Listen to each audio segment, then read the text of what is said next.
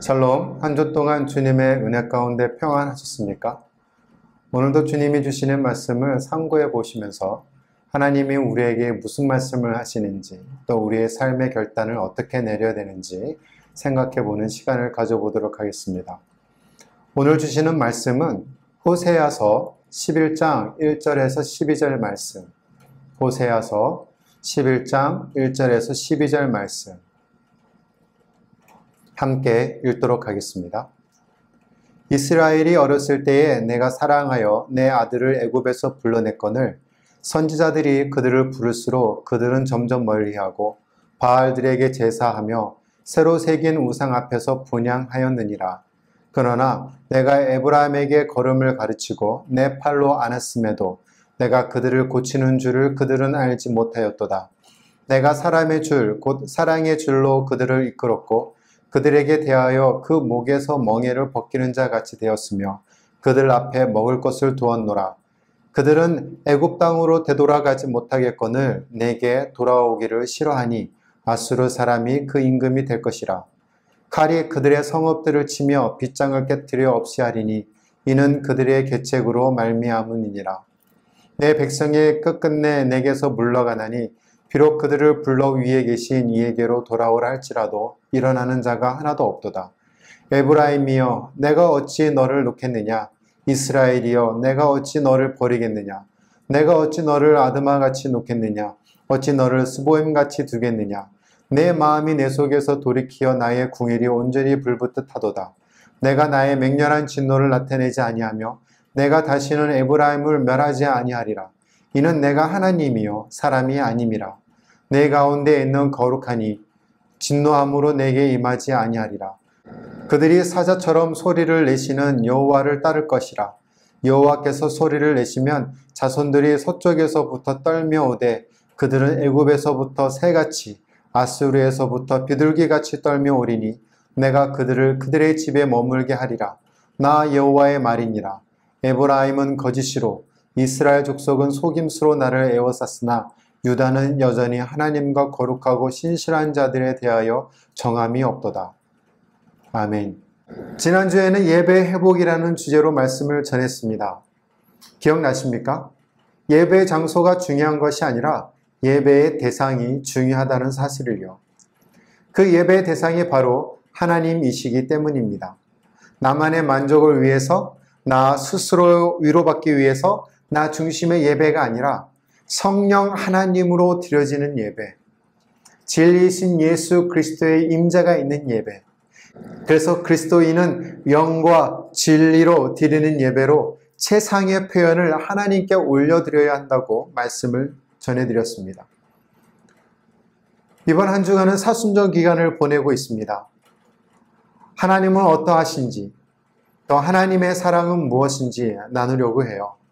예수님께서 이 땅에 인간의 몸으로 왜 오셔야만 했는지, 예수님께서 왜 이 땅에 오셔서 갖은 고난과 고통을 당하시고 십자가라는 형틀에서 죽으셔야만 했는지, 성부 하나님께서 왜 그의 아들을 보내시고 그 아들의 죽음을 묵묵히 바라보셔야만 했는지,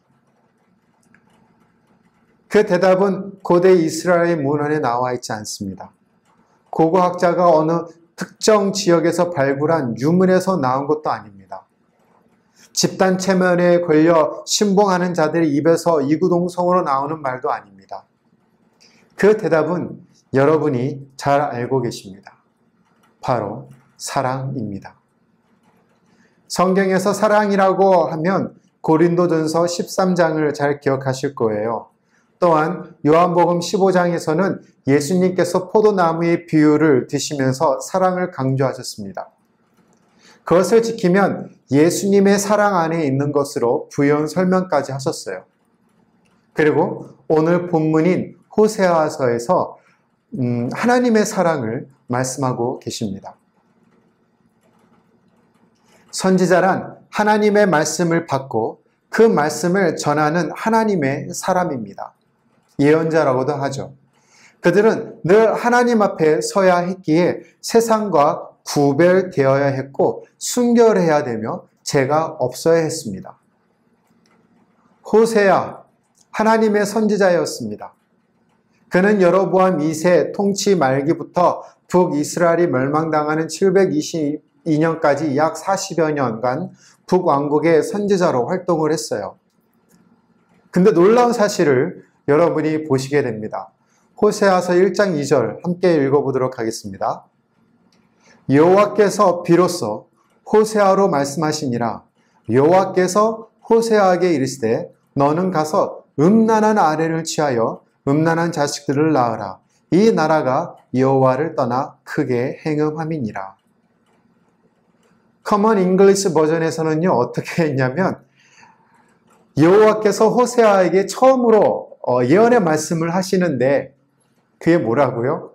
가서 창녀와 결혼을 하고 음란한 자녀들을 낳으라는 거예요. 생각해 보십시오.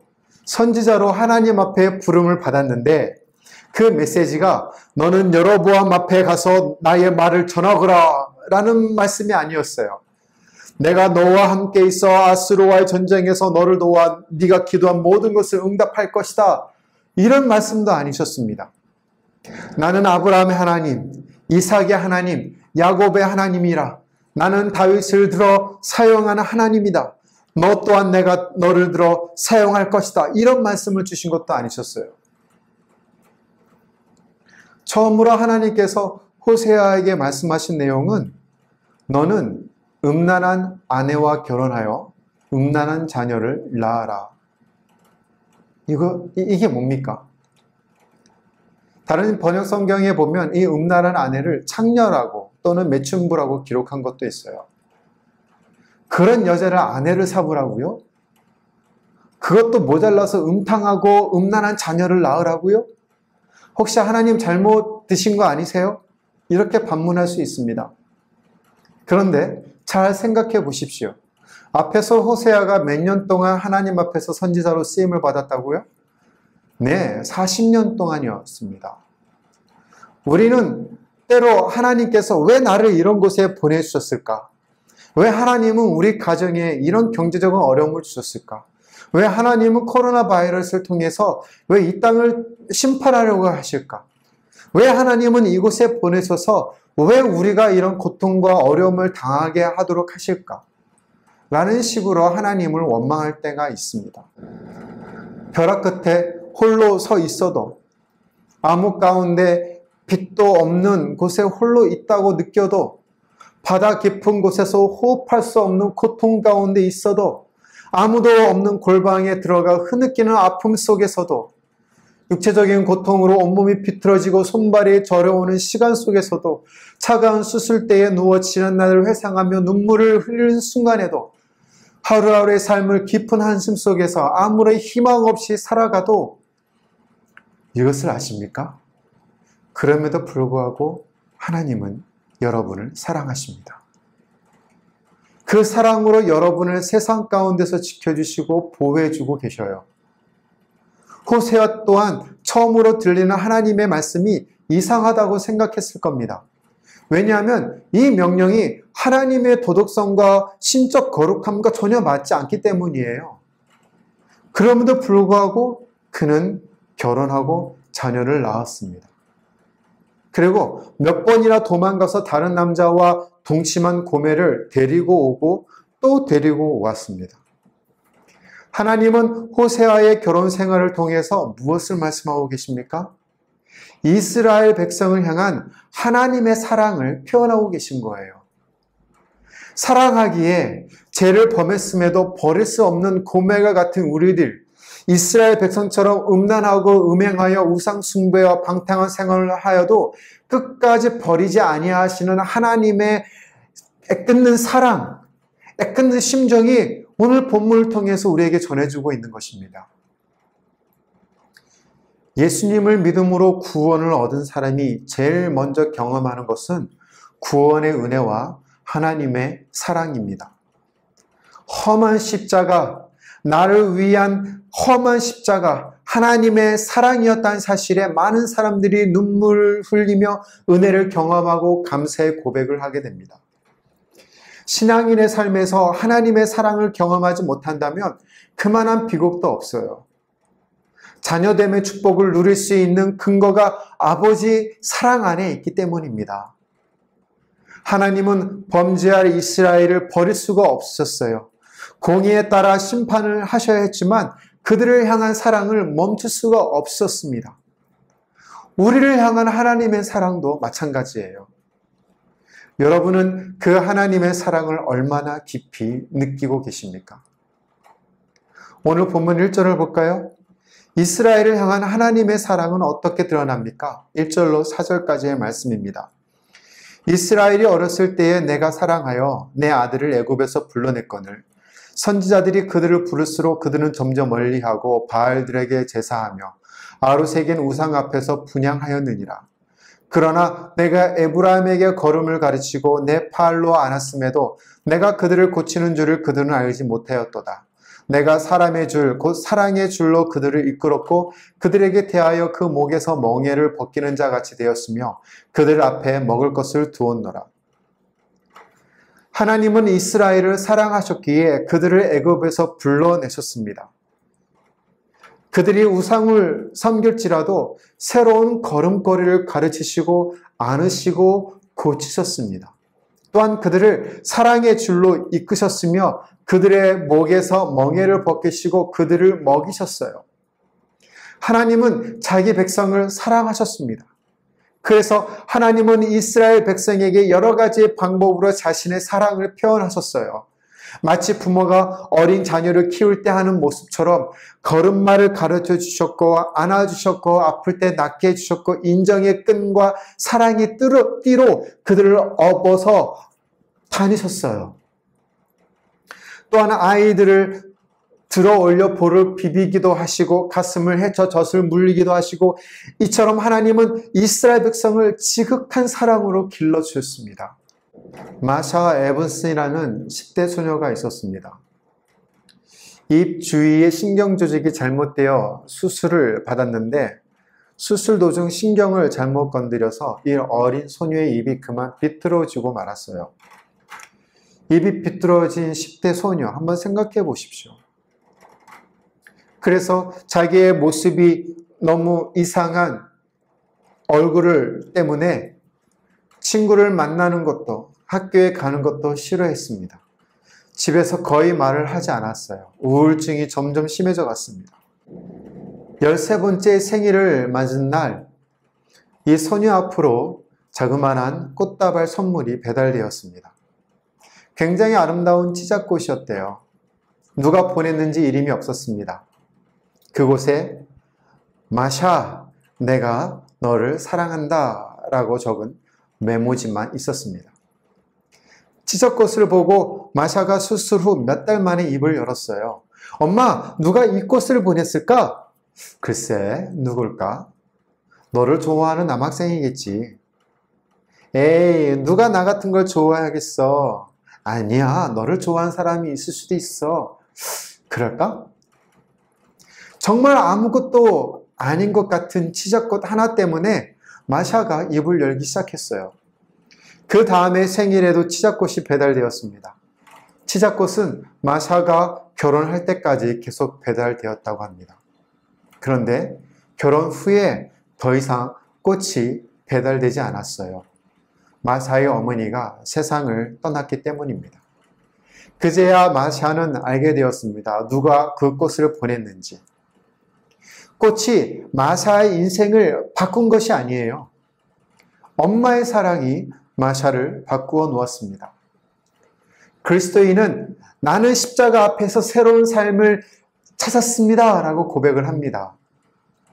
십자가라는 나무가 우리 인생을 변화시킨 것입니까?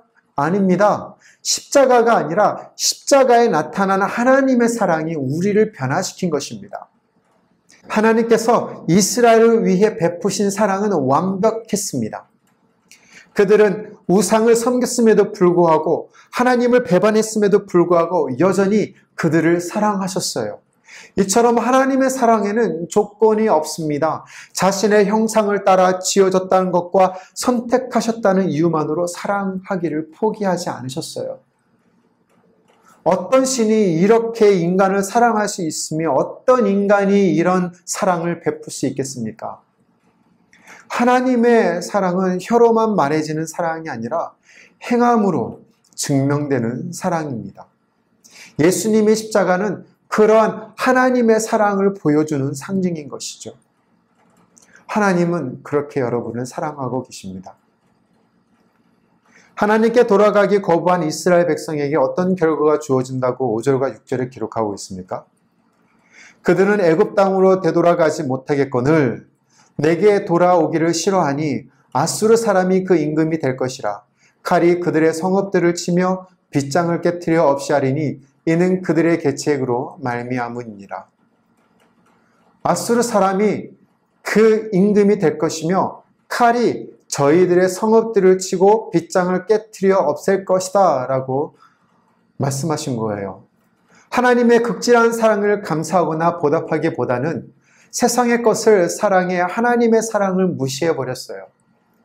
이스라엘 백성이 하나님의 사랑을 잊어버리고 우상을 섬기자 하나님은 아수르 군대를 보내 이스라엘 백성을 심판하시기로 결심하셨습니다. 우리는 하나님의 사랑을 맛보고 체험하면서도 세상을 사랑하기가 참 쉽습니다. 어떻게 하면 하나님의 사랑에만 마음을 빼앗길 수 있을까요? 그것은 하나님께 전적인 다스림을 받을 때만 이루어집니다. 사람은 무엇 혹은 누군가의 지배를 받으며 살게 되어 있습니다. 누가 나를 지배하느냐에 따라서 행복과 불행 그리고 삶의 질이 결정됩니다. 하나님의 다스림을 거부하는 이스라엘 백성에게 찾아온 것은 무엇이죠? 바로 심판과 멸망입니다. 하나님이 아닌 다른 존재는 사람을 멸망시키고자 합니다. 그들은 착취와 억압으로 인간을 다스리며 인간에게 필요한 것과 좋은 것을 빼앗아갑니다. 그리고 불필요한 것과 나쁜 것을 가져다 주죠. 그러나 하나님의 다스림은 다릅니다. 그분은 인간에게 생명과 자유를 주기 위해 다스리십니다. 그분의 다스림을 받은 사람에게는 평강과 기쁨과 만족이 주어집니다. 이러한 하나님의 통치를 벗어난 길에는 결국 고통이 기다리고 있을 뿐이에요. 그럼에도 불구하고 하나님은 고통 가운데 있는 자기 자녀들을 그냥 보고만 계시지 않으세요. 자녀 셋을 잘 키운 어머니가 계셨습니다. 그리고 그 가정을 신방을 했고 그 어머니에게 물었어요. 자녀 셋 중 누구를 가장 사랑했나요? 그러자 어머니께서 웃으면서 이렇게 대답하셨습니다. 막내가 병들었을 때 그때는 막내를 가장 사랑했습니다. 둘째가 집을 떠나 방황했을 때 그때는 둘째를 가장 사랑했습니다. 큰 아이가 학교 성적과 이성 문제로 괴로워할 때 그때는 큰 아이를 가장 사랑했답니다. 이것이 바로 부모님의 사랑이 아닐까요? 자녀가 고통스러워할 때 그것을 피하지 않고 사랑으로 끌어안는 사람이 바로 부모님이십니다. 사자는 병든 새끼를 절벽에 던져버려요. 독수리는 상처 입은 새끼를 둥지에서 떨어뜨립니다. 그러나 부모는 항상 자녀와 고통을 함께 나눕니다. 하나님의 사랑은 이보다 더 한 차원이 높죠. 인간이 죄악의 올무에 빠져 고통당할 때 독생자 예수 그리스도 그분을 보내셔서 우리를 구원하셨어요. 하나님은 병든 자, 낙심된 자, 고통당한 자, 방황한 자를 부르셔서 그의 사랑으로 치유해 주셨어요. 이보다 더 큰 사랑이 어디 있겠습니까? 호세아가 지적한 이스라엘 죄는 무엇이죠? 12절입니다. 현대 성경으로 읽어보겠습니다. 이스라엘 백성은 거짓말과 속임수로 나를 둘러싸고 유다 백성은 신실하시고 거룩하신 하나님을 여전히 거역하고 있다. 에브라임은 거짓을 일삼았고 이스라엘 족속은 속임을 행하였고 유다는 하나님께 거역을 하였습니다. 이런 이스라엘 백성이 가지고 있는 근본적인 문제는 하나님을 신뢰하지 않는 것이었어요. 하나님은 언제나 동일한 태도로 그들을 대하셨지만 이스라엘은 상황에 따라 그때그때 다른 태도를 보였습니다. 하나님은 언제나 동일한 사랑을 주셨지만 이스라엘의 마음은 늘 다른 곳에 있었습니다. 마치 고멜처럼 말이죠. 자기 배우자를 두고 다른 일을 좋아하는 사람처럼 하나님께는 이스라엘이 전부였지만 그들에게는 하나님이 전부가 아닌 전무였습니다. 하나님은 그들을 위해 어떤 희생도 감수하셨지만 그들에게는 하나님을 위한 희생이 없었습니다. 하나님은 조건 없이 그들을 사랑하셨지만 그들은 항상 조건을 따졌습니다. 그래서 하나님을 아프시게 했어요. 죄는 언제나 우리와 우리를 돌보시는 하나님에게 상처를 가져다 줍니다. 하나님이 여러분을 자녀로 삼으신 것은 그분께서 자신을 고통 가운데 내어주시겠다는 뜻이에요. 하나님은 여러분을 사랑하시면 사랑할수록 우리로부터 상처를 받고 계셔요. 예수님이 쓰신 가시면류관 안의 가시가 머릿속 깊은 곳으로 파고 들었던 것처럼 말이죠. 하나님의 사랑은 영원하십니다. 에브라임이여 내가 어찌 너를 놓겠느냐. 이스라엘이여 내가 어찌 너를 버리겠느냐. 내가 어찌 아드마 같이 놓겠느냐. 어찌 너를 스보임 같이 두겠느냐. 내 마음이 내 속에서 돌이켜 나의 궁일이 온전히 불붙듯 하도다. 내가 나의 맹렬한 진노를 나타내지 아니하며 내가 다시는 에브라임을 멸하지 아니하리라. 이는 내가 하나님이요 사람이 아님이라. 네 가운데 있는 거룩하니 진노함으로 내게 임하지 아니하리라. 하나님은 자녀들의 죄에 대해 분노하시지만 그들이 돌이킨다면 그것을 상관하지 않으시는 끝없는 사랑과 긍휼을 베푸십니다. 하나님은 자기 백성을 향한 진노와 사랑의 감정 중에서 사랑을 늘 택하셔요. 그래서 영적 전쟁에서 패배해 죽어가고 있는 자기 백성을 다시 회복시키십니다. 하나님의 사랑으로 말이죠. 하나님은 당신을 사랑하십니다. 하나님이 여러분을 얼마나 사랑한지 아십니까? 하나님은 여러분을 사랑하기에 독생자 예수 그리스도를 이 세상에 보내셨어요. 그리고 십자가에 달려 처참하게 죽게 하셨습니다. 하나님은 자기 아들을 죽이시면서까지 여러분을 사랑하셨어요. 이것을 보면 하나님은 독생자 예수 그리스도보다 우리를 더 사랑하시는지 모르겠어요. 생각해 보십시오. 누가 우리처럼 죄와 허물이 많고 연약한 자를 사랑하겠습니까? 누가 여러분을 대신하여 죽을 사람이 누가 있겠습니까? 오직 한 분, 하나님, 그분께서 여러분을 사랑하셔요. 이 세상에서 누가 여러분을 제일 사랑한다고 생각하십니까? 여러분의 부모님이십니까? 아내입니까? 남편입니까? 아니면 여러분의 자녀입니까? 죄송합니다. 아닙니다. 여러분의 남편이 아무리 사랑한다 할지라도, 여러분의 아내가 아무리 사랑한다 할지라도, 여러분의 부모가 아무리 사랑한다 할지라도 그 사랑은 영원하지 못해요. 언젠가는 변할 수 있습니다. 언젠가는 서로의 내리에서 잊혀질 날이 있습니다. 뉴스 매스컴을 통하여서 자녀가 부모님을 학대하고 양자식을 죽여버리는 이 세상 속에서 우리는 누구를 더 의지해야 되겠습니까? 여러분의 부모가 당신을 버릴지라도 하나님은 여러분을 버리지 않으십니다. 여러분을 향한 주님의 사랑이 절대 변함이 없기 때문입니다. 여인이 어찌 그 젖먹는 자식을 잊겠으며 자기 태에서 난 아들을 궁일이 여기지 않겠느냐. 그들을 혹시 잊을지라도 나는 너를 잊지 아니할 것이라 이사야서에서 말씀하시고 계십니다.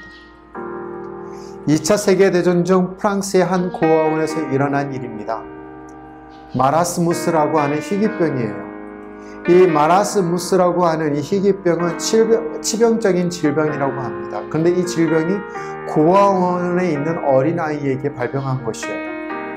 위생 상태도 양호하고 전염병에 돌만한 환경도 아니었습니다.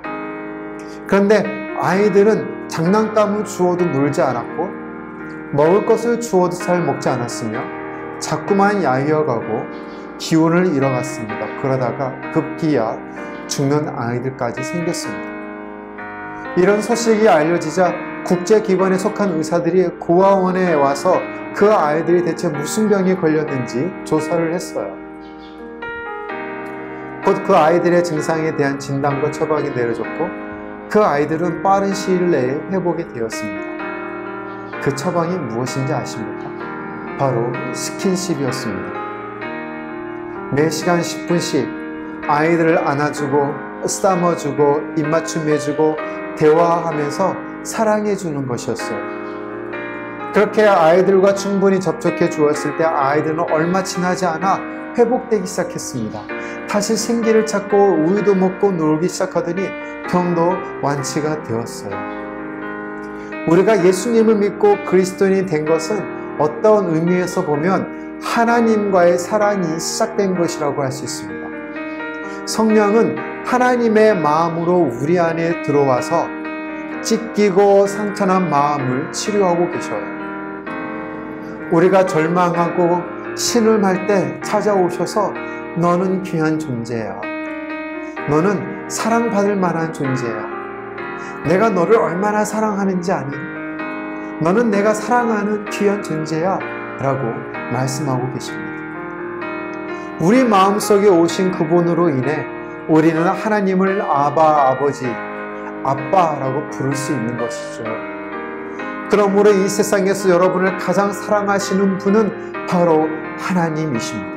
하나님은 자기 아들의 십자가의 죽음을 통해서 구원하신 여러분을 결코 잊지 않으십니다.